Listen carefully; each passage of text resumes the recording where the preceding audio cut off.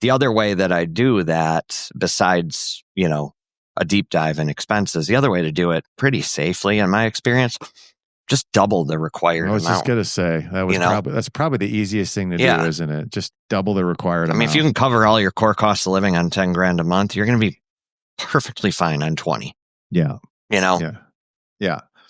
Now, there's a couple reasons why that DIMMI is important to know, because once you know the DIMMI number that you're going to need, that allows us to then reverse engineer and work backwards of how much in total assets you're going to need at that point in time, right?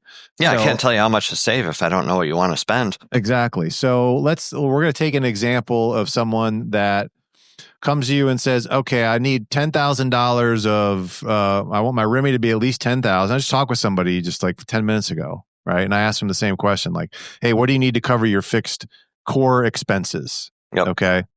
And she was like, I think $10,000 would more than cover that. Okay, great.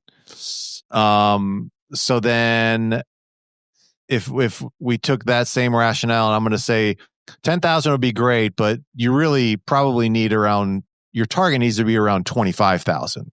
They're like, what? Like, yeah, need 25,000. Because there are so many things that you're not planning for that could happen, that you have to make sure that you overestimate what you're actually going to need. That's the real purpose of the DIMMI is to build a factor of safety involved. Yeah, security. You know, and if you don't do that, then you're gonna have the bare necessity and you're gonna have the bare minimum, and it's never gonna be enough. Yep. So what we can do then is like, okay, great, I need 20, and forget about taxes and future and whatever values are gonna be. That's all nonsense. Okay. All you need to do is figure out, I want $25,000 in today's dollars, okay, a month, right? Yep. So that's $300,000 a year. Yep. Okay.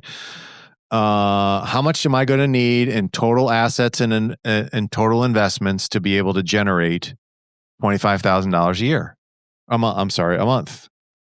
So, I mean, $6 million. $6 million, right? Oh my God, $6 million, and that's where usually we have to like bring out the, resuscitator or whatever it is and tell people like, look, you don't need to have $6 million in your 401k save. It'd be great if you did. Yeah. How many people actually have $6 million in their 401k? I mean, the math wouldn't even work. I don't know how you do that. Yeah. I mean, you would have to hit the jackpot of perfect timing of trades, and it wouldn't happen just by buying mutual funds. Yeah. That's not going to happen that way. So what are you looking for now? You're looking at, I need to have at least a $6 million household portfolio. Yeah. Which is going to include value of your business, value of the commercial real estate if the business owns it, or if you have other things, rental properties, anything. The income generated from your real estate endeavors, your qualified plans, Social Security, your any outside investments that you've done, and I would say adding in there contractual agreements that you should have. Oh yeah, which should be like annuities and life insurance contracts of some kind. Okay, all of those combined, all right, should allow you to hit your DIMMI. Yep. Okay, and but you got to be operating on the right number to be able to do that. So, that's where it really comes down to proper planning to make sure that like the value of your business is going to be at the level that it needs to be able to do that. And you need to know the value of your business to work backwards as well, because like in that $6 million scenario, okay, if I know that I can sell my business for $4 million, so I'm going to walk away with, let's say, 3 after taxes. Yep.